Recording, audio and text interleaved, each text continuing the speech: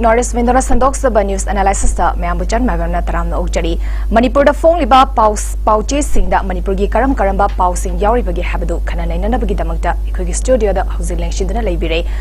Dr. Hauvism Gitazan Political Activist Hozabo Hava Magtada Norris Windogi Makidigi Taram Okjari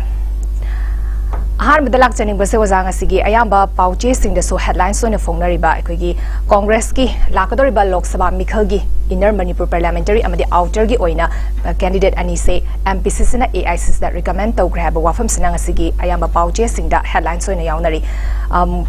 kino Ikugi Congress ki luching ba khara haitare luching ba singna fam kiba miref amana mire mifam amana haitare Ikugi inner gina Dr. Akoizam Bimol Amadi Outer Gina Dr. Alfred KS Arturbo Akogi Miref Oinaba recommendation Tag have a wafam se Akoi Yauri Mamang de Kogi MPCC Vice President Amadi spokesperson or Baharis Goswami say Heidi Habna Bahona Rambadodo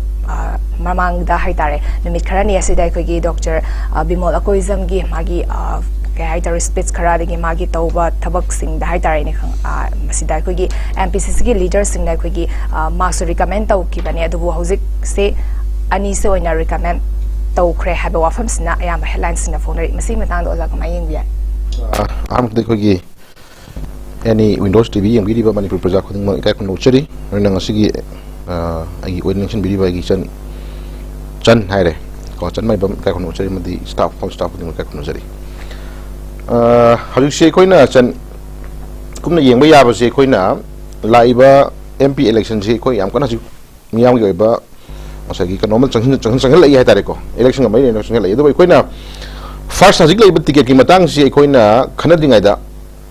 Cookie narco terrorists and then drug of your don community like particular meditation could targam chem hatpa property life damage prolation ba aduga lebak thukai na silak pa lan si khoi lan loi ra bra ha question jima khoi si kambia to pon lay ko election to ba ya dead but lan ju khoi lo sil bra ha question jima khoi sai lan ji ya la ta ya to pon lay ko maram di haju lady posak se issue je kan hada di election na khoi gi election da vote kara matung da magi logo da ba khai lawmakers ni logo da ro tham chauri ko aduna maram mar kan da lobby odori ba sagi political party singi or ba candidate sing bot lepi gani thole ba kamu sing je moina ke dogi godori ge haji question ma khoi hang ya ro da put kha lei ba ara haju si lai ba issue ji kain hara ga di hoi haju chanang bi post da congress ki oina mi ene kha atopa paper na khoi sagi alfred amadi khoi tamo bimol ani si outer amadi energy oina reflect of uri ko anduga atopa khoi gi helan paudana ai congress ki manung da khoi energy oina mi taruk ticket tanabagi phim thammi haidare ko outer की बुद्धि अल्फ्रेस में कोई आम confirm वाले थम्मग ले रहे अदुगा मियोई तरुक से तमो बिबल कोजम यावरी एन भूपेंद्र यावरी अदि एन तोम्बिकांत यावरी अदि हरेश गोस्वामी यावरी तमो हरेश गोस्वामी यावरी अदि एल तिलोतमा यावरी केस देवरत यावरी को असी हुइलन पाउगी द मोय तरुक की ओबा फोटो हापकांदा सगी टिकेट तानबी मोमा उली हैतारे अदुगा हजित लाइबे लांगनि क्वेश्चन दी कांग्रेस की वाखत नते को कांग्रेस की वाखत नते टिकेट तो दी होय पार्टी मनों की मागी लेरिबा प्रिंसिपल मागी आइडियोलॉजी की मतुंगिना पिभम थोप कना ना बिदुम पिजरकनी अदुगा कोई तमो बिमोल कोई जम मोइसी मोइना ngसागी रिकमेंड तोरइबा नतगना मोइदा ngसागी मामक्सी टिकेट पिरनी हेना कंफर्म तो मक्तिनत्रि अखोई थाबद यावरे हेबनी को मोइ माजी ओहेना भोना थाबद यावरे हेबनी तमो बिमोल ने लौरिबा रोल जे कोई यामना ऑनर तो याबा नामदी ओइरि सिना पार्ट अमनी को इशूजी तो देना मनमु पार्टी की आइडियोलॉजी की मतुंग मनुंगदा पार्टी की याम सान वाजरपा पार्टी के हम वजह पार्टी की आवाज खुद मतलब सब यार लाक्सबा अखोई पॉलिटिकल की मागी मसक आइदारे को पॉलिटिकल पार्टी मागी मनुंग पार्टी लहम थोक ड्यूटीज लीडर में यावरी सिदा मुल्क की वानते सी बीजेपी जो मंगाई वारे एनी पॉलिटिकल पार्टी को अच्छे संगा एक्सप्रेस तंग फोंग इसी यावरी से अखोई कनो यावरी हजि लेदीबा एमपी अखोई तमोरंजन यावरी इनिंग थोक सिम सगा यावरी साडा यावरी पॉइंट तबुद को अदुगा ऑनरेबल सीएमजी करी हैना कोई खनरप याबगे हाबे जुम यावरी क्वेश्चन में लेदी हजि को असुगो मैम कोई तय तरा थोना पॉलिटिकल मसर कोई यंग दा पोखर लेरी अदुबु होरेन क्वेश्चन जी कोई ना वन बाय वन सुने रकम मतमदा होय कोई चन्नसु कोई हंगनिंग बान तगना मियाम खंगनिंग बसु दम अदुबु अइना चोतो उसुंजरा मतुंगदा हजुगी लांचे हंदगी लेरीबा इलेक्शन जे एमपी इलेक्शन जी था तरागा नमि तरानी हेलबा कुकी नार्को टेररिस्ट अदि ड्रग माफिया डोन कंबुगी लालोंग चथाइबा लांजे कोई मसी इग्नोर तोगा नथैरगा थम्बा यागदरा क्वेश्चन नमनेबको सी क्वेश्चन नमनेबा अदुना हजुखन हाइजनिंग सिना ngसागी लेय फिल्म सिदा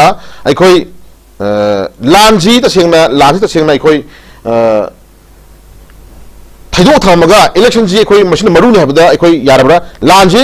लोयरबरा इलेक्शन तब यारबरा है क्वेश्चन हम लाइक लेदुने बको अदुना हजि कोई लाक्सिंग पॉइंट अमा खतंग दी लेरिबा एनी पॉलिटिकल पार्टी की लेरिबा तिगे तानाबिरिबा भोट लेके खनबिरो मैम से अच्छी पिक्चर हजि मसाना विलिंग थोम चंगई बको कमाइना अइना भोट लेनिंग से भोट लेनिंग से करिगिनो क्वेश्चन अमा को मियांग सेवा तोगे थोरबनी अदि मियांग सेवा जे होगी मागी सही 60-40 years सागी मागी थबक तब गवर्नमेंट सर्वे लेब नत्रगना IS IPS नत्रगना व्हाटएवर मागी एनी काइंड ऑफ वर्क लेब थबक अमने हदकी था तरंग नमित तरानी मनुंग सिदा था तरंग नमित तरानी मनुंग कुकी नार्को टेरोरिस्ट चंग लेब लांसिदा कोई लेब भोट लेनिंग कंगुजिना कई रोल लौरे कई थौदांग लौरे मोय अवा अनाज के अमनो शेयर तौरे अदे चिंगम सिंगा चलगा मोयना खुन लाफी बे चाइ नाउ सिंगा मोयना हिंग तुमिना बे यारोरबरा अदु चा थनो कई थिलुरे रिलिक केंद्र लेबे पाइ नाउ सिंगा खोसि कई कदौरे अदे नमना हजिक कनोमा का कोई बायोटा में कोई अंदर कोई मैनिफेस्टो में कोई फॉर्म चंगी कमाइना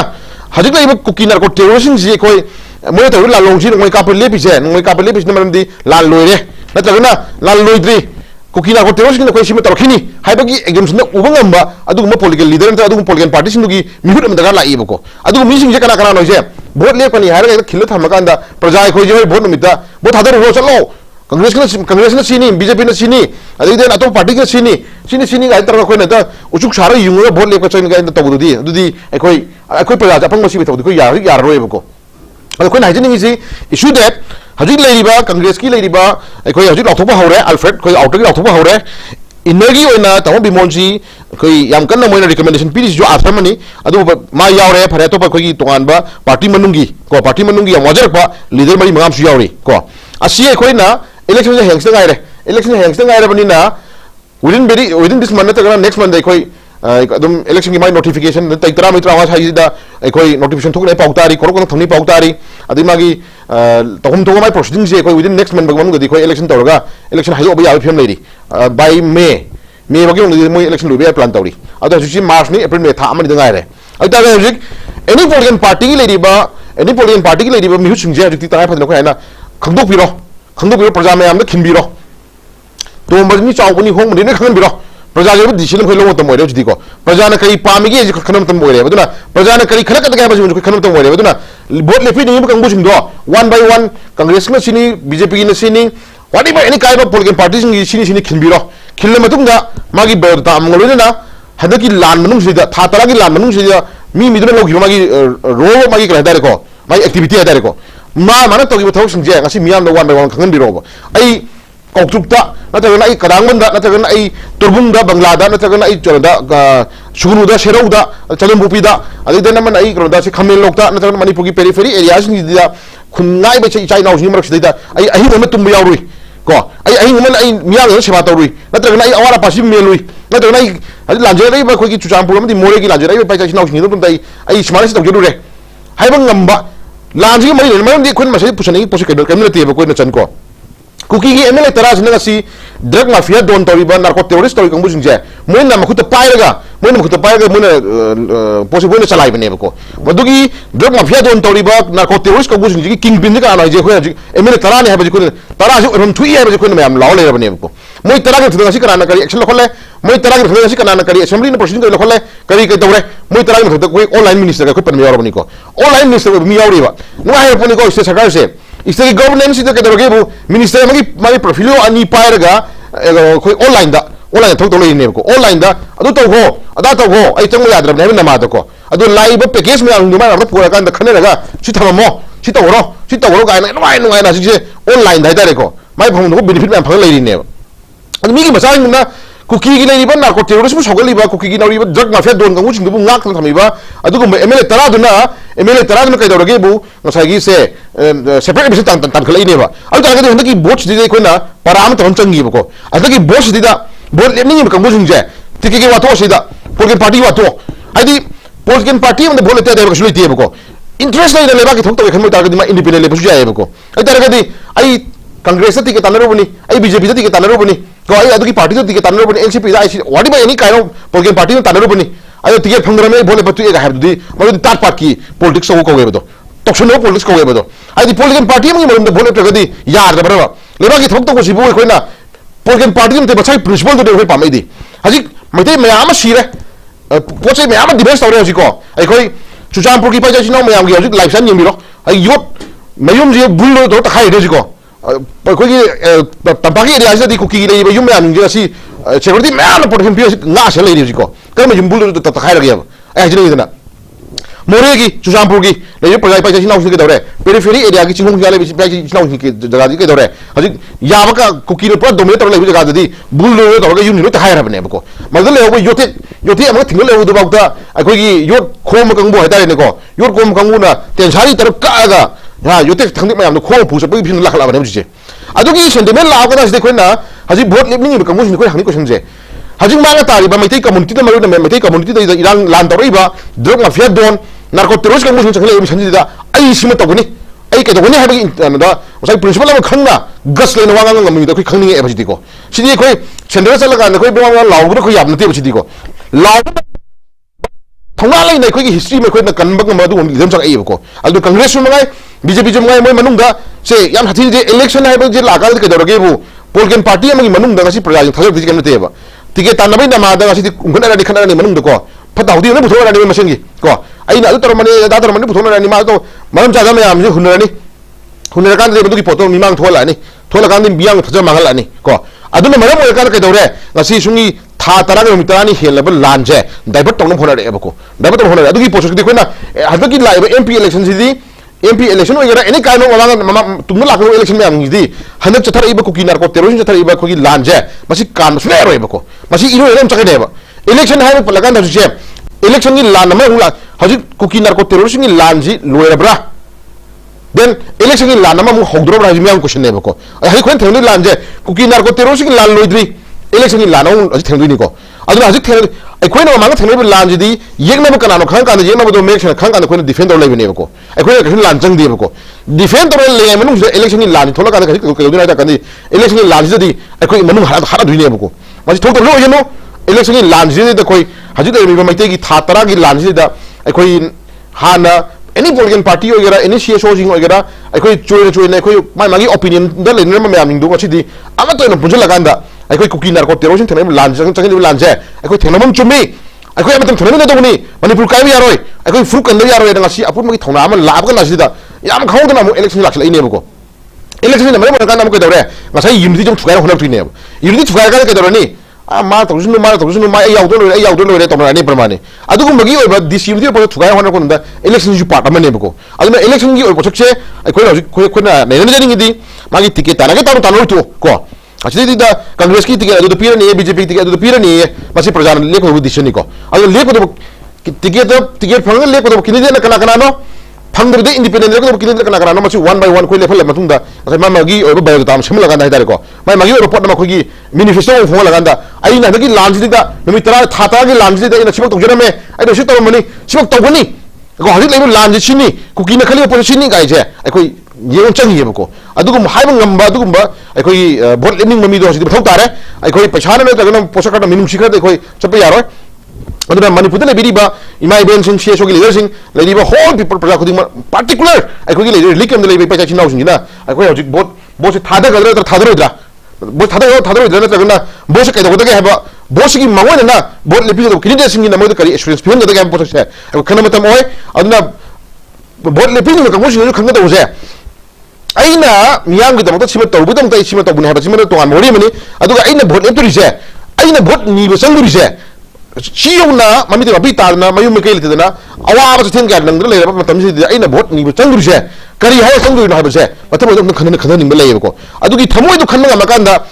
नकन लेपगा रिलीकन ममीद मपी ताग ले पैसा चिनाव मैम इसे चन मैम मपी मपी तारीब सबसे पीदी आशा खंगा vote लेफनी लेपी थमजगे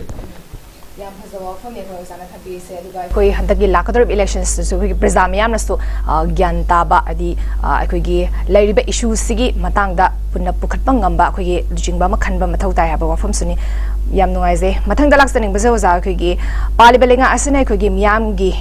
hakchang bu jinjang kaijang dana ana ek yaudana lehenna bagi dama khongthang kya leptana paikhatli haba khoi gi health and IPR minister Dr. Sapam Ranjana ngarang se khoi gi health kamari lena ba call center ma hangtopagi thoromda phongdopi ki khoi gi mahang na makhata na hai ki bawa fam se khoi gi call center ama hangdu e masis na khoi gi hana leramba khudong chadaba kaya marom do hena khudong chaba la alagani khara makhidi hantaba ngamalagani aduga khoi gi call center da thabak tobiriba staff singna swai tare khoi gi patient singna call torpa matam da emergency gi call torpa matam da so khoi gi patient sing gi hul khangna fazana response bibiu ha bawa fam su thamgi san tang so za kama yeng ba masi khoi gi leiriba kano se project do leiyo ma kano sibudi am phajaba mission oye ko call center ma hangdok pa da staff sing da magi piriba full guide yang je si maram dam chai asi thabo ena phajana implement tawraga di ko prasingi sentiment na prasingi awa ji khara makai kokone thajage ko adu mamang de khoina covid ki matam ne khoina hagadam yeng matam da covid ki matam da government na ngasagi adu yamna life and death masi hai na khoina negative na ngang bo na te ko negative na ngang bo na te adu negative ngang ngai maram ji khoina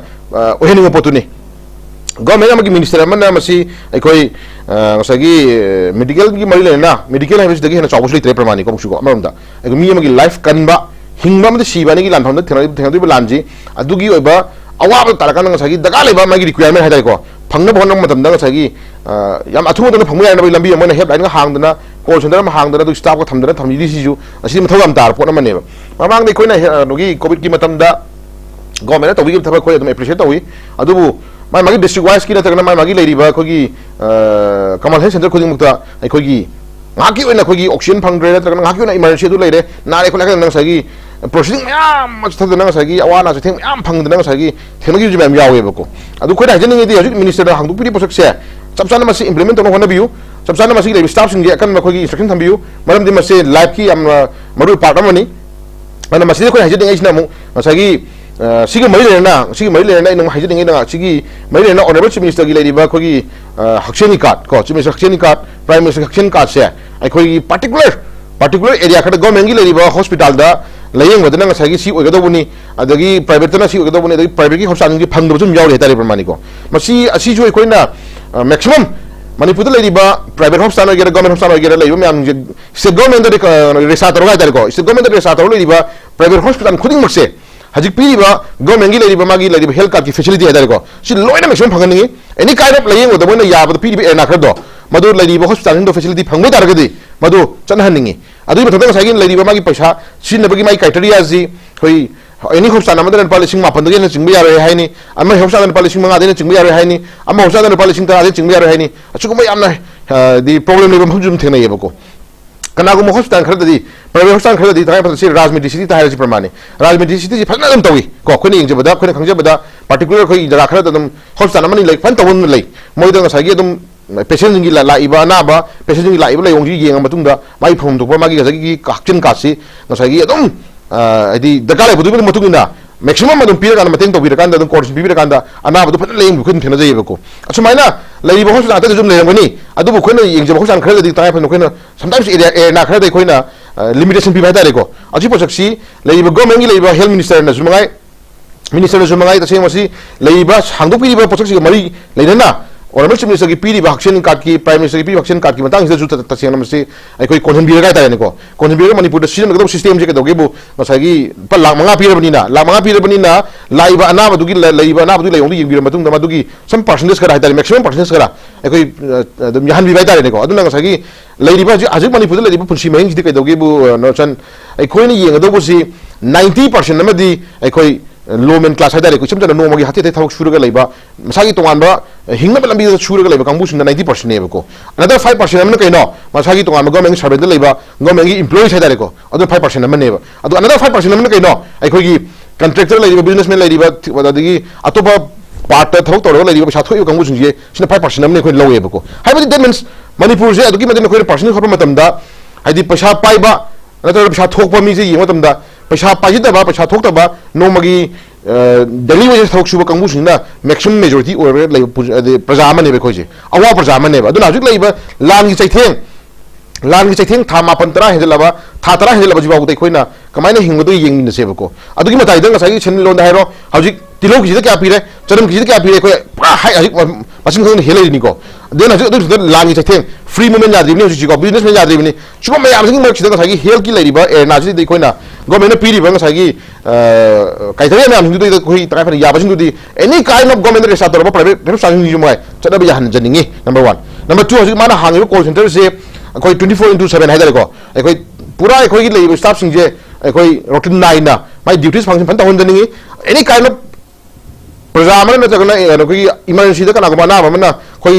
वा हाइनिंग बा कइम हंगनिंग बा कइम हाइनिंग बा नतगना whatever मागी requirement the काले हंग मतम दमदो फजन मदो कोई receive तहन जनिंगी फजन हाइन जनिंगी my coordination fun पियन जनिंगी होय मियो बनी कोई प्रजा सिंह मर को कना को मी खरा दम कतुकन ngang भाई तारे को कतुकन ngang बा कतुकन ngang बा दुम फजदो होय तासिदम जुया पुय अदु मे अदु तबिदो फै अदु देन गवर्नमेंट साइड तगी जु तंगाय फदन मदु पोतो अखोय मियाव सर्विस नि खोतबिसि को मियाव सर्विस नि दुना सर्विस तब मतम दा अकाय यारो गना मदु पोतो अखोय लो लेदन प्रमाणे अन गवर्नमेंट साइड तगी दि मदु हांगदोइबा कॉल सेंटर लेदिबा अखोय हेल कमय न पोसक्सि अखोय फजन मदु फुलजन दन जनिंगी लेदिबा अखोय पॉपर हासिति बनुंगि नते हाजि एरिया चिंगी पेरिफेरी एरिया लाजन मरम मोरकांदा कुकी नारको टेररिस्ट ने चथाइ लाजन मरम मोरकांदा रिलीफ केंद्र लेजि पाइजा चिनाउ सिंह मायन पार्टिकुलर चिंगोंग चिंगा द लेदि बारा रापा जगा द लेदि चिंगोंग जाले पाइजा चिनाउ सिंह जिसे अखोय लाजन लग लेबनिना तुम चार खंगदना अदि खोगी तुमम जाउं खंगदना अदगी चाबा थप खंगदना अखोय लेबि याम जे sometimes any kind of narco यावी अदगी इमरजेंसी लाकु यावी दुगम याम जे खोय फजना मदुगी इंटरेस्ट लेरगा मयाम सर्विस फजना खंग फाना ओबा यानबि दमकता हांगिबो कॉल सेंटर सि खोय चप चाबा मागी स्टाफ सिंह जी फजना एवॉर्ड पिबिर मतुंगा मोगी मथौदांग मोगी थौना जे खोय मियामगा पब्लिक काय दारे को इंटरेस्ट फजना लबि यानबि मो मद फजना सर्विस तौन जनिंगी अदो कॉल सेंटर नि हायरगा गसागी टेलीफोन नंबर पिरगा दम 24 रिंग चलगा दम खिंग ले पाइबि रक्तबगुंबा नत्रगना गसागी हेर हांगरगना अदुदा हाइव गायना अदम कोगांग होन बगुंबा तो थौसे तहन बिदना अखोय हांगैबा मिनिस्टर हांगैबा खोंथांग जी अखोय खोंथांग अमनी बट मधु सिस्टम मनुगी लेब क्राइटेरिया दुदी अखोय फजना मधु सिस्टम ना चटपे याना बिदमक्ता एनी काइंड ऑफ मी मना मधुगी पोट मा हंगनिंग हाइनिंग खंगनिंग लाख मतमदा मधु माय पास आदाना मधु गाइड तौबिना मधु सिनबि नम थौदांग दो लखोल अंजनी म थमजगी याम फसे मथंग द लाक्चनिंग बसो जा खिगे हाउकिबा मार्च की तांग 13 दा खिगे क्वाथा खुनौदा खिगे मसखंगदबा मियोय खरना हाइ तारे खै क्वाथा खुनौगी विलेज चीफ अमदी डब्ल्यू खिगे खुंजा अमगी हाइ तारे युम मै थारंबा मसकी थौदोका मरि लेना खिगे मोलफै खुनगी निंथौना युम मै चाकपदो लामैना वारकपदगी ओरंगनी हाबा वाफम थमख्रिबगी चरक असिदा खिगे मणिपुरगी चीफ मिनिस्टर ना खिगे हुजिक खुंजा अनिगी युम मै चाकिबा दो खिगे मी लेनदबा युमनि हाना फोंदोकिबो वाफम से खै क्वाथा विलेज कमिटी ना कोई क्या कन्न यानिंगदबा कंडेम तोरपै वाफम बाउ खिगे लेरि मसी मतांदी जो जा खिगे चीफ मिनिस्टर ना फोंदोकिबो वाफम सिंग मतांदा कै वाफम थमिनिने मसिदै खोइना चानै खोइना येंबा याब जों साइना हाइजगिबो दुनेबको अखोगी मैतेगी पेरिफेरी एरिया दा चिंगोंग चिंगा दा खुंदारी पाइजा चिनाउ सिंना लांजेनरगा कोइ मसा हिंजेनबा चेना मतमदा मसा हिंगनबा चेना मसा मसा युम मागी प्रॉपर्टी थाउ थममिनेबको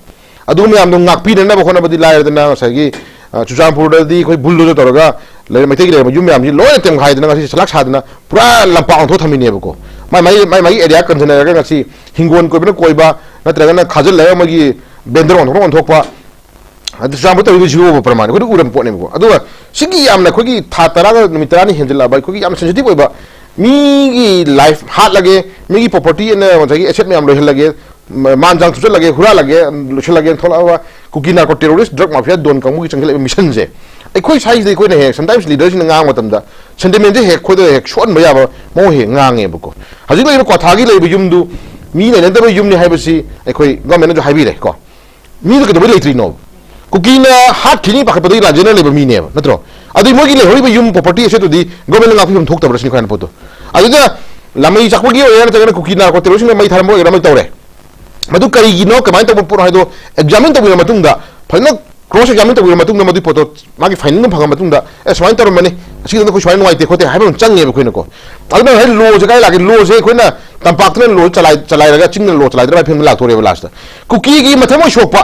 कुकी की मथमो शोपा कुकी तो थमो सिंग अदुनी ना हाइना ngasi लेबा गवर्नमेंट ना मै मखो पुंग ngang mangum sikayino कुकी की एमने तरा ना ngasi तौरिबा ngasi ड्रग माफिया दोन तौरिबा नार्को टेररिस्ट को मुसिंग की अगेन मोगी दा मोजे तोंजलगान मोगी दमता मोन किंग पिन ओरगान द मोइना खुलाय वेन मोजे सिनरगान द ngasi manipur thugai na sin matam da government ka ikhla khol lage adu me mle tara adu ngasi minister or online minister ka paile online ta to le ga no moina minister or ga ngasi kuki nar ko terrorism ni chat na lambi chano phiron no maru supply mo to le ga ngasi manipur ki metai de no ka phan mayam sin je ngasi bo ubangam da baro adu ma ubangam da mo ka gi dam ta ko gi le ba ai ko gi le metai gi mle ni ta ko gi le ba lo ma ki wanate ko ya jeri je metai gi le ba mle sin gi lo ma ki wanate lo na phabu yauri yam ni da ko gi gas leiba metai khan ma fuk khan ma jati khan ma yam yauri adu house leader na kai gi dam ta ngasi ai ko gi le ba kuki no tawi thok si da mo tawi hemle mo tawi shin ne ma si le ba governance na si wo ko ngam ma ko gi no ka ki no ba ka ki bi no poto hen poto ngasi mo na kuki na ko terrorism pa ba am phada ba sophisticated no kogi se automatic rifle me am pa sing jibu koi ward sin ko no mo sing jibu civilian har pa sin ba sing jibu koi yengin gini he hai gumba ko idea matter ka pa boom ka pa me am dagi den sophisticated mmg ka pa ba ak47 ak56 pa dina adagi se lmg pa dina adagi inchas pa dina den amana sai kogi apa ho ho me am pa dina ka pa sniper pa ka pa no me am jibu sibu ai koi no micham ha pa sin ba ya bu no mo sing je adu sinai bu sakni ward sinai ko no sinai na hayo jiba da aikoina yengjam gini hai gum moina ko aikoina hai bana se government gi leriba special commando gi SPM mo duty to riba democracy to mina mamang da mo le leriba commando kangu tum na ha na khona ko da bom mai cha ko bom akhan na khan papa no sinai da landare ward sinai ko khula sinai jama la khora ne bu aduma SPM na evidence lai nga ki why se evidence ne bako aduma yam yaw so go mena ngasi ai koi thijalli yengini ka haibo wai se cookies manung da government gi ba center gi to na state gi government gi manung da kari moi da kari aron ma kari na hai kai lai lage me amang phunu ni intention koi lai koi mona cookie na si mani ma ta ri bsak se kari aron ma na lage koi hanging e bo si diko aduna praja ma mai te magi praja ma gi yum ma lai na ba yum ma नोनगा मोरे की ले sorry कनोगी खोगी की कोथा की ले area दा मयु में के थोक तना लाजेना ले युम में खक खंग तना मई चाले मई चाइ फोटो के दबई चाइ न है बजी इन्वेस्टिगेशन तो बिदना मदु चप प्रूफ एंड फाइंडिंग तो बिदना ngang bi दे फगदो फोटो आदे ngसा की ले दब युम नि गन है ले दब युम खुदी को लोइना मई थादो अदरा ले दब युम खुदी mo बुलु तो ताखाय अदरा ले दब युम खुदी mo लोइना ngasi कुकी दे बिसो खदरा कोई हंग फोटो अदो मोगी ले दिबा इम्फाल में ले बा कुकी की युम मयाम गिना ngasi security थाजन ngak chen ले ga ngasi mang me ade tawi ade ngak chen thamai mong le ba sugum ba khoi gi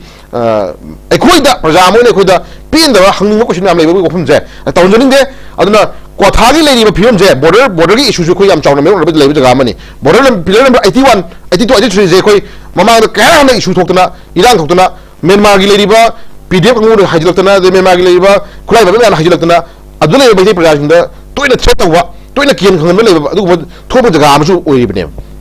adu jaga se kai gi damak ngasi maitai jingi oiba police post ma hangdana adu army thamdana khunja ni nga na khorna kai to kai to dab no ba ngasi di ka dore praja ngasi hai dana police ki oiba post ma hangdaga di ko ai ko yum na hajin ko khunja da ko khunja hajin ko ki re hajin ma re ko hagal ibne ko ai tara ga de ko sai ya ji praja jing chini me yemi do ne ba ko chan adu na ko na jaining isi cookie na torok thorok khuding mang asi ka gi damu government na madu ki pakuma pi bangam dabano cookie na si question ma hai ri ba hanaki le election ya mai na program jo khoni yeng ya ba program hai na wani ko haju le honorable chief minister si asam gi type da hemen ta bi sharma jina chief minister hola ga ai ko gi le ri ba hana gi chief minister du na khoi mp na ko chedar chingna pugi na ko adu gi type ta manipur gi le chief minister khoi to bi ji ju ai khoi ya mp na chingna pu sa ga do chief minister tham mai mo da meyam na su ta ri ba ko miyam na na ko je something ko miyam je miyam ke khonje na je shori khonje na ni aduna miyam na na pot ama ha je khoi chingna pathum lai adu cookie na ta di ma jo du ne ba cookie na ji hai kai hai ri honorable chief minister birenji ngana chief minister he oi ko oi chana ro hai ne mo ta li di man je adu separate administration na muk ta la hana issue je mate oi thare lai popi yang set na bokona ba waron drug to government social mission da adu gi against na ngai ro gi da adu gi against mo ngai re adagi forest ya da mo na interest to mo na illegal immigrant ma hajile le mi am du le bi alna bi da mo na mo madu gi ta ya hore ko forest area mai forest office mai tha do khre kai mai tha do khre adu yang sakale tan dam la ku yang hidam ke da hajile mo ko support mission ta lai ni ko aji manung sa ke da re mo hai ke da re cookie manipur chief minister birenji cookie gi inimity ni ha mo ma na cookie ji bu han na khale adu ma ji chief minister pha lo tho ga ori saja ha ni ma mo mamang ta li di man ji ai ta re di haju chu mangai center na madu cookie thena hona badanda Chief Minister Biren se chinga pugi duri bro ko adi honorable Chief Minister Biren ji ada pure aduna irang tu hai la shaduri bro mo na misam hakri ba mo na manipur da community meti community mo tawkri lam yam ji ada ya da lo shmi ya bro question ni ko masi politically ko ni yeng ya putuni miyam na hamu question ni ko aduna haju mai posak se aroi bada noi lo da ke dor kani honorable Chief Minister Biren ji Chief Minister phamde lo tho adu moi wari saje ha moi hai gram ni mang du ko ai tar gadi moi Chief Minister Biren honorable Chief Minister Biren ji sunes pojim moi live election ni mo kanda chen da puro sakra matunda sakra matunda sida ana Chief Minister hapse laganda ada ya dinin pami poto phange ko Chief Minister lo thoi ko hai ganda moi ko ki them duri bro question ji ko asmane ai koi gi oba si le election ni mo kanda lam ji pura divert to puro hona kanda ko machine nukshin da ba ko machine class hona ba labi ma shilak bese machi koi noi de duna le election ji koi pamja badi le election ji manipur praja purna kumno kan khana min matunda election je lands gi oba solution man loi wadi election matam ko tho na pum ko pam jai ko adu hoju le ba kotha gi re pa ja chinaw ni awa ba ju government ya mun yom changi kotha ba je manipur gi history da koi manipur ma shema matam da manipur ma ko matam da manipur gi history da kotha ba area je koi tana thana ja da ba area ma ne ko adu kotha je si kotha gi re pa ja chinaw ni si maite gi chatnabi khungun ko Mangandana kalla thamanga chi maite gi fruit ma kalla thami pusak se ase khone recognize to bi da bune mogi dam ta wara pa ko yim bi da bune mogi dam ta wara pa kai le ko hang bi da bune mogi dam ta ko protection bi da bune mogi life amati property mogi asset me am je ko kada hona bi da bune sarkar je durutro sarkar ma se ma durutro ngasi sarkar pal ji ka mi gi life kan ba mi gi property kan ba ko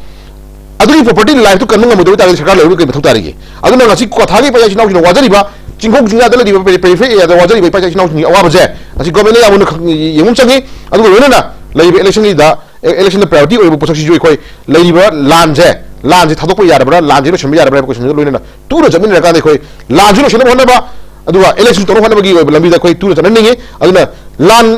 lan ji lo chali o lo shne khang da silent thamjala ka election na maru tar gadi election gi ba lan am sum lakpi abi khoi chingna ba lai ko adu election gi lan lak tar gadi election gi lan lak tar gadi khoi ai प्रयास में हिंगरे अवाब की महिंदो एक प्रयास में खनम चुमी है थमजगी ऑफम ने जाना थंबी बिसे मरक सिदा कोई indigenous travel village volunteer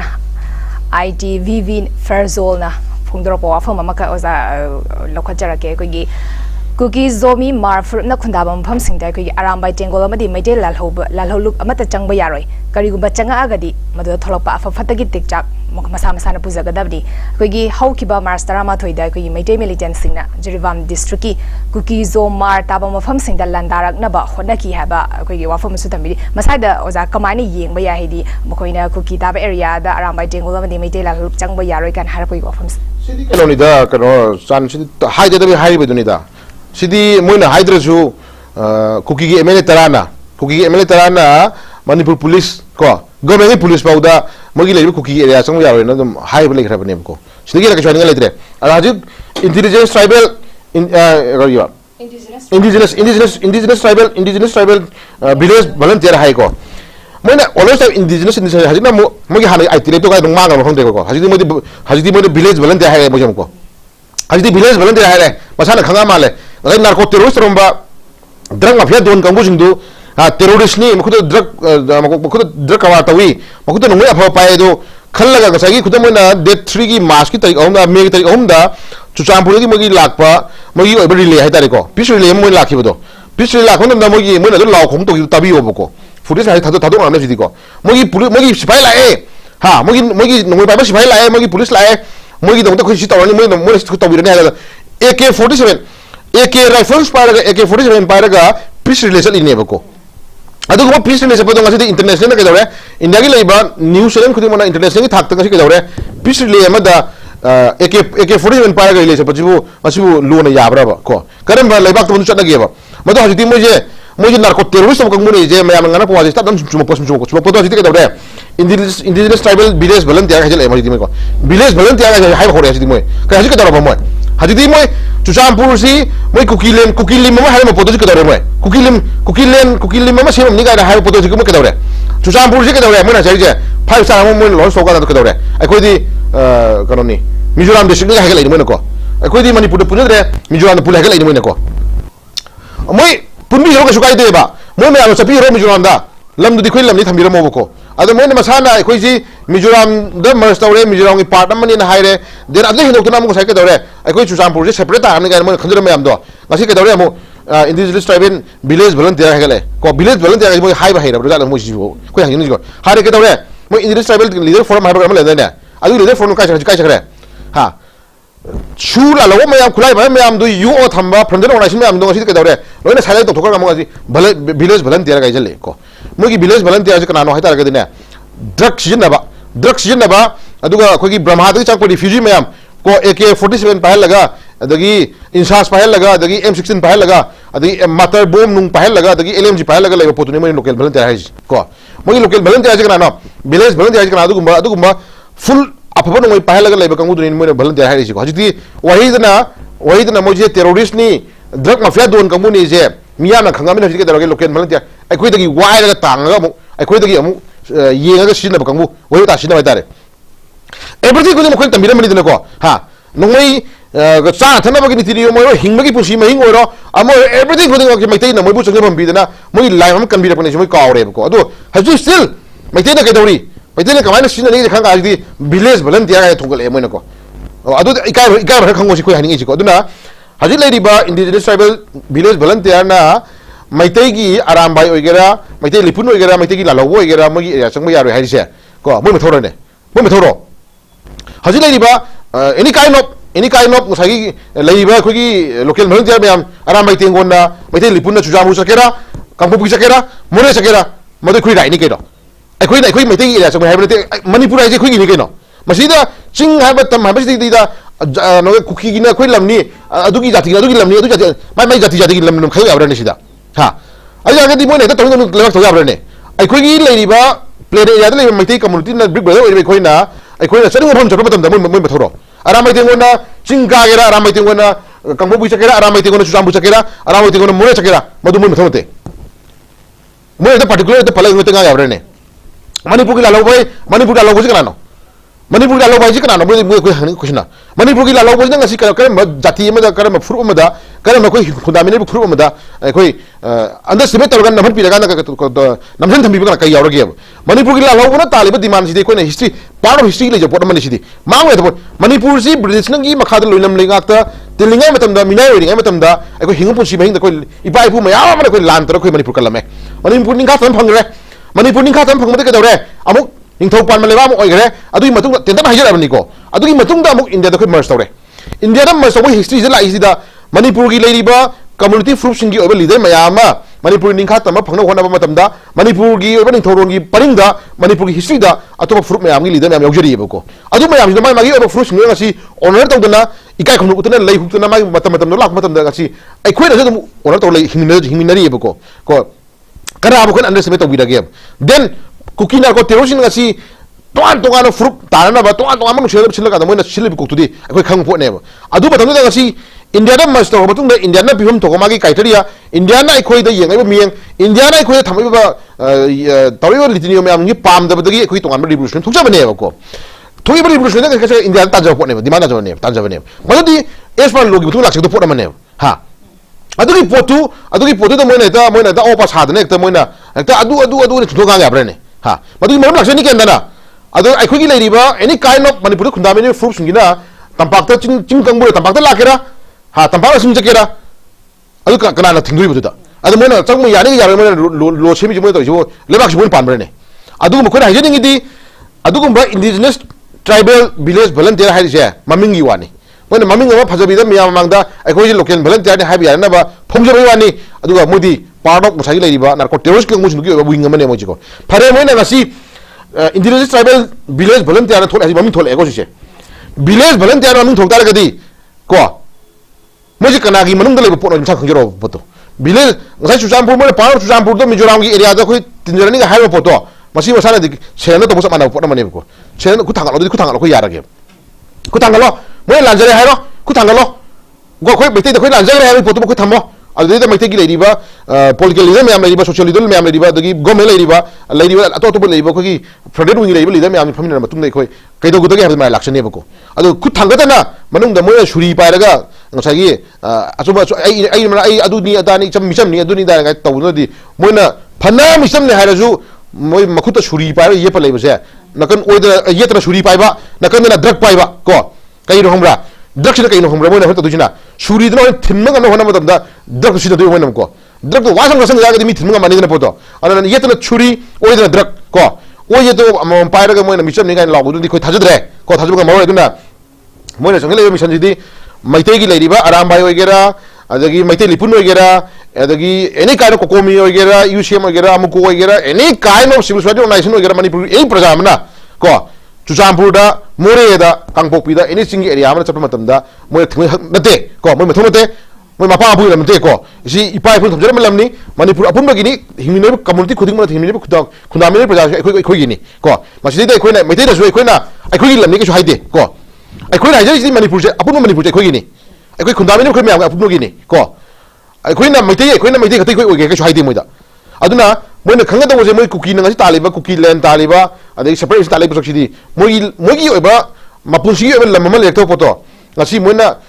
drugs sin laga pasa myam talaga bu khoi noi afa paira kanda micham halaga praja halaga moi na dominate tokhilaga moi na namda logi habadu di adi moi mathong di ke su haide adu bodu yaro habena khoi gi thoni ko moi na logi habadu moi mathong ni yaro habadu khoi thoni adu logi habadu yaro habadu bunra ka namdu mi asira kha yam jong sani kaino adu henjal tara ka di adu henjal tara ka di khoi ithau tok kani kaino adu project mun khanga da woni manipur ki history india ki history na botam da india ki history manipur na kamana merge togiba manipur na kamana manim khatam lega phangiba kamana phangidaba kamana minai oramba minai thangai or leramba ko mikha porole kamana mikha porole leramba ko kamana manim khatam or khiba kamana pungi ba tangse osi han naino madu khang kan da sana khon khala ko khong han no natraga ni na masida ha maite adu changmo ya da changmo moina se thugai ya brane ha aram bai tengon juja mo changmo ya roi aram bai tengon juja mo changmo ya roi aram bai tengon ga moye to no la lo sibo ha ade maite lipun juja mo changmo ya roi maite lipun changmo ya roi maite lipun mo to no la lo sibo ai da hayen ngi maite lipun aram bai je tongan ba maite gi life hang yu oi ba yam senga ba history ga mai na ba culture mai na ba sinjo pot mane ko adu leba kai na ba leba kan leba sugai na ba adu ichai na mai chun chi mai am gi pusi tem singa na part of leba kan de jati kan de thol pot oi re ba ji ko adu makuta mo ke do gene han ba hol ko matam da ai ko prajas ni bu no pa ne moidi part of moidi ke do re makuta no ho pa moidi peace relay lakhri ne AK47 part relay lakhri ne ko adu mo peace relay do AK47 part relay do bu chumbro si ko poto pasa hang jo ba haju di madu me am do haju di ke do re mo gi adu adu le me am do to ka haju di indigenous tribal village volunteer ga jel eko moi khangdi khanga male moi gyan da khora male ko village volunteer ga moi hai ba hira male mo je aduna english am ngang mani moi di ko english am ngang mani aduna migi maron khara wairaga migi lon khara wairaga nganga le shu hebe saba migi maron khara tamaga mai le shu hebe saba kamu dunana se chara biaroi isagi lon yek ko mapung phara le jei khogi ko aduna english hindi khara pipa nga kanda ko adagi den mogi maron khara tu bathong no khara nga kanda ngasagi he to bu yani to ko to kono ko madu jati mo chana mi da madu da ko badu yaude aduna yamun khangum change aduna cookie gi leiriba indigenous tribal village volunteer haiba wai je village volunteer haiba wai je khangna ko english am haiba khangna adu khangna na saje kanano hangjara kana thawk to ko village volunteer haiba ni na noje khunga ko noje na sagi over right to no tali po chumi be lali be khanjara thawk to ko adu indigenous haiba chu de pa ni na indigenous to chumi be lali sana sana na jo ko aduna masidi de ko ne yamun yenga do posakshi moina hairibo wai ji no san masi mogi ko karo ne ngai hajagi buduni ko ngai hajagi buduni nakanda shuri yepaga oida drug pairaga mogi sanabo lila do akoine yamun khangi pokri ba ngang ko khangi ko aduna aduma masin thibo oida ba da ngang birano habje thamjagi mathang dalak saning buzo sa khoigi mamang da sum manipur high court na khoigi midday ST list da chanabagi recommendation je center da thaw habagi wafum paw laikre madu dai khoigi pali belinga asana chahi amagi matam bibiu habag hire ga khoi se yeithu oga lakpani adubu chahi ama se lakadoriba march ki kuntarok sida khoigi chahi ama mapong fare maramadu na khoigi pali belinga asina center da khoigi midday ST list da chanabagi recommendation je thadragadi khoigi lakadoriba election asida saru yaroi haina khoigi midday traffic union gi youth convener na ngarang se koi wafum phongdo pigi masari jo za kamai yengbe masi ai koi na chan ai koi ni yengba ya ba sikeno ni sai area se koi na nga sai gi bot lepi gi na thole be kangbu sing se sai area se koi na tatre haije bodo पैसा पाइरगा नत्रगना कथुकन तौरगा आई अदुने दाने खर तौरगा गुंडा फदा तौरगा vote लेपदुनदि खु यार रोय बसिदि को प्रजा की sentiment Yamuna खंगबा को लेबा की इहुन यामना खंगबा लेबा कनमंगंबा प्रजा कनमंगंबा अदुगुंबा गट्स लेबा अदुगुंबा मसाई मियांग सोशली थौक तौमिनरप ngamba तौमिनरप को मिय खर दरकार लाएबो को हजिक अखोइना ची लाउरी जी मी खरगी इंटेंशन नते बसे को हाइदी लेरिबा से एसटी डिमांड तौरिबा कंबुजिना तालिबा डिमांड जी कइनो हाइरगदी अखोइ नॉट ओनली फॉर मोगी लेरिबा ग्रुप खरजना मोगी अपामदा तौबा थौनते सि मियाम गी नेबको मियाम गी नेब अइतारे अखोइ कदबु यासि कदबु तागदगी खनम चंगी हाई कोर्ट ना नत्रगना कोर्ट ना डायरेक्टिव पीदना को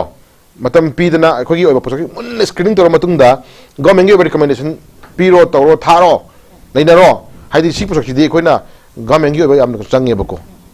अदना गवर्नमेंट गी रिकमेंड चंगी गवर्नमेंट थाम चंगी गवर्नमेंट गी ओइबा गी लेरिबा मिनिस्टर काउंसिल स्टाफ सिंगिना मथोना सेंगम चंगी अदु हिनोकना अखोगी लेरिबा ब्यूरोक्रेट ऑफिसर सिंग आईएएस आईपीएस लेरिबा मयाम गी ओइबा अखोगी कमिश्नर मयाम हाइतारे को अखोगी से प्रिंसिपल सेक्रेटरी लेरिबा जॉइंट सेक्रेटरी लेरिबा अदगी सेक्रेटरी लेरिबा कमिश्नर लेरिबा मयाम गी ओइबा मोगी ओइबा अखोगी अपुनबा थोंगा लेमिनबम चंगीबको अदो मी की मसा सिंग अखोई साइ एरिया हे कोइना हे पुंग मी मसा पलग तंग गाव कानो मोन वरबुदि लेगनी को अदो अखोई मरक्सिदा ममा लेबा नुसीबा नतगना मथोना फबा मी याउद्रब्रा हाबदि नते यावेबको यावी कमिश्नर मयाम आईएएस मयाम ngasi लेबा खनबा मयाम खनबा लेकाई खनबा समाज खनबा मयाम यावरिबको एमएलए मरजम यावरिबको अदो यावरि मयाम सिके दौरे ngasi ngasi खतंग माबुकचन सेंगदो मीना मसिंग यामबा हेनगिबना मोजे थवै तोबंग मक्तबम तांग लाएब अदो खोना हाइजिंग लो मेकर ओइना मियाम की represent num vote लेपगा vote Karga ngasi assembly da phammaga miyam gi awatpa adagi miyam kai do yaba samaj kai do yaba jati kai do yaba khanel roge na vote lepage na tholai meeting je ngasi mathamo singom changi bu khoina ko adu meeting da masing yam nom changi adu meeting ge mathamo singom changi adu meeting da masing yam mathamo sing ka dore sugum ST ki demand ji di khoi adum kuga action on me apo ne ko tauge government ne tauge na khalaba अखोगी लेबा council minister लेबा मयाम जिन थमै मानमिन रबको मोय लेबा कंदे दे लेबा किनि खलगा न तौगे खलबा किसलि वानते कइनो हजु मंगाय खोना जिनि जे सिगी एसटी डिमांड कमिटी तालिबा खो नो एसटी नो वोट का हाइरि होइजे अखोई हाइबि रबनि न सिजुने खतबियो अखोई जु खतबियो हजि माइबन मयाम न खोना जिनि ना हजि मांग तालिबा इलेक्शन जे टाइमिंग चाव चादा बाय क्वेश्चन रे खोना हजि अइना ngasi का रजिन ने मतम दे खोना लांजिलोशन रिबाउदी खोना एनी काइंड ऑफ मतम खरा हाइतारे को मतम खरा कोइ एनी काइंड ऑफ हिरम मद कोइना नैनरक मतम द लान जे याउदो सुनाय रोय कोइना को मरम दिन लान जे मरम मरकान द सोलिबा मांगलिबा तालिम याम जे अको मी कयागी पुंसी नो जम ते भी तारा लेरि जे मी कयागी पुंसी नो ngasi मोगी पुंसी महिं जे हिंगमंग ngudre खलक लेरि को मी कयागी पुंसी नो ngasi पूरा अखोइना कनो फिल्म द हेलि कना कया पुंसी नो सी मयाम जे कोइ हगना यम चंगी को अदु येंग मतुंग मोगी पार्ट से पार्ट कोइना मदु नैनर का मदु हन लोशो हन का मदु मांग तालिब थौसिन नोय तौदो वातने अदुना खोना जाइनिंग इसी इशू में आमले हजि हौरानी अमुको ना ऑनरेबल चीफ मिनिस्टर ना फोंगी बदंग सिगी याउद्रे अखोई ले एनआरसी में आन पामे एनआरसी इंप्लीमेंट तबु चनलो हाइबे जे असेंबली लोरे को अदुबु मान बेजियार 1961 ओइने ना मान लाउरी को मान लाउरी मैं आन पामना 1951 ने को असि साइ एनआरसी दम इरांग थोरखिने बको अदु सी इरांग थोरखिनी इरांग थोरत नम क्वेश्चन हम चंगी लेबल लीडर सिंगिना कोइ थमो सेम चंगी अदुना गासागी लेरिबा बसकसे गवर्नमेंट जो मंगाई माना डिसीजन में लरम दाइदा मागी मनुंगी ओइबा तोहम मथौनी को अदु पब्लिक की डोमेन ले रिपोर्ट पब्लिक की इशू ले पोर्शन जिदी पब्लिक को खतन खनबम चंगेबो को पब्लिक में पब्लिक डिमांड कइनो पब्लिक लोनी डिसीजन कइनो अदु पब्लिक सिगी एनआरसी ओइ 1951 गा 1961 गा अनिगी बेजियर सी खलकमदा सही तरह की मक्ता सही तरह द इन्फ्लेक्स रंगदो मयाम हिंदो अखोइ न नैना से मुजी लेहनगम जेबते को सही तरह द इन्फ्लेक्स रंग मी मयाम जे कोइ कमाय थंदुरी कमाय काउंट नो तोदुरी मोइ जे कोइना एस पार्ट टैक्स ले केनोम चंगिदने प्रमाणे अदुना कुकी नार्को टेररिस्ट के दौरे ngasi मोइना मनिंग तौना ngasi चिंगी एरिया दा फॉरेस्ट एरिया दा मोने इन्फ्लेक्स और हिंदगरी मी म्याम जे ngasi border list योदना border list ला आइयो हम टीम भी होबको अदुना सु म्याम जे कोइना प्रजा सिंगी ओबा सेंटिमेंट प्रजा सिंगी ओबा ngasi कमेंट प्रजा सिंगी ओबा मागी लहुम दोपा पार्ट खदी गवर्नमेंट में ताबिन थुएबको अदुना सी एरिया जे दम इरांग थोरखिनी इशू से अलग ज्ञान ताना कोई ngasi part by part lotion को होना बिलम पी देबको अदो हजि सिकुदा मोना हजि लेब इशू सिदा एसटी की इशू सिमदि याम फोमों साबा इशू मने बसिको असि सिदगी हेदोदना सु ए ब्रोकेट तो बगे हायरेको हदे असेंबली वेब लौरे को सु हंदोक पियो लौरे सेंटर से थागरे सेंट्रल से था सेंटर की रिप्लाई में लागत गदी शूज कंटिन्यू कुकी नार्को टेरोरिस्ट लेहंदरी क्वेश्चन स्टेट की पोट हंदोबनीना स्टेट की पोट शूज अखोई याउद्रबनीना स्टेट मनुंग थम्बिरनु in the mean time government के अयाब लागत बाउदी मोजे मिजोराम थमगेरा को आसाम थमगेरा थम्बिग्रो बोइदो अदुगा स्टेट मनुंग द स्टेट की गवर्नमेंट की डिसीजन द मोजे शू एब्रोगेट तौदा शू साइन तौदा याउद्रबनीना हजिक चिगों हिया द खुदम मोइना हजिक तौरिबो मैम जे कुकी नार्को टेरोरिस्ट तौरिबो मैम जे तकथोकम जंगदरसिनी खोनाबो तकथोकम जंगदरसिनीदा तकथोकते सेंट्रल से था है नाइदुनी को भोट के मुलान हरनी को भोट की लान हरनी भोट की खना सुनब तौरनी ये नरनी खावरनी होय भोट अकाब नंग हराव दोन थिन चखरनी भोट का दो कंगुस नंग तौरनी अदगी अमु इशू सागनरनी कदरनी देदी भोट का हाउ सागप इशू निम हरानी ब्लेमिंग जिको अदम ब्लेम तौ तौ खोजि ब्लेम तौ खोजि पुंचाई चखाय पुंचाई चखाय बोइना चखायना लंबी बसिन बसिदि खोय मसि तौबिरनु मणिपुर जा खुदिमन मसि खोय चप चप ओरे लौमिनसि असेंबली लोगी बोले मैम जी सब इम्प्लीमेंट तौदिंगाई दै खोय खोय केदौसिगे हाबो फरेब लौमिनसि अदगी एसटी तालिबा कंगुसिंगजु अखोई लौनिंगिबो डिसीजन जे चपचाना अखोई फुल्ली मदन लौनो होना बियु प्रजा मैम सखबियु को अखोई स्टेप से रिलीफ केंद्र ले पाइ सिनोगी अवाब अखोई खमिनसि अदना पार्ट बाय पार्ट अखोई लौनिंगिबो डिसीजन जे अखोई मसा सिंगिना याम क्लियर अम ओइन लौमिनबा लौमथोक ताइ बसु थमजगे लाक्सनिंग बजे ओजा अखोगी CH बिजोय सोचियो पॉलिटिकल कमेंडेटर नंगरांग से महाकी युमदा अखोगी पाउमिसिंग उनबा अमदा माना फुंदोक बिगी वाफम से इविक्शन की केस ता CM ना मैटे खरा तांथोक लगा रिलीफ कैंप ता लेहनगदोरी हाबा वाफम से फुंदोक बिगी अखोगी प्राइम मिनिस्टर ना नॉर्थ ईस्ट डिजाइन स्कीम की मखादा अखोगी लुपा क्रोर हुमफदरा चंग ना सागदबा मेंटल हॉस्पिटल की उरेफयुम तमकी मसिगी तमक्रिबा मफम सिंग से अखोगी लमफेल खुनौदा लेरिबा मी सिंग खंगदरा पता पिथोक अमे हाबा वाफम सु थमी ममांग द सु नकना ना हाइटारे 50 वेडेड लेबा मेंटल हॉस्पिटल अमसु लेरी अकोइबे सुलम हांगपा म्याम अमसु लेरी अदुना मफम सिदा तौदबिदा अखोगी लमफेल खुनौ देहता डायरेक्ट टारगेट तौरक से अखोगी गवर्नमेंट की लेम थारोई हाबगी पार्ट अमनि हाबा वाफम से फोंदोबगी मसाइ जे ओजा कै हाने येंगिया मसी सन कनोनी होय तमो बिजोगी मागी ओपिनियन जु तारे अदु अरोन मा फोंगम थोले आइ तारे प्रमाणिको अदु बै कोइना नकन अमा की सुन ये मतबा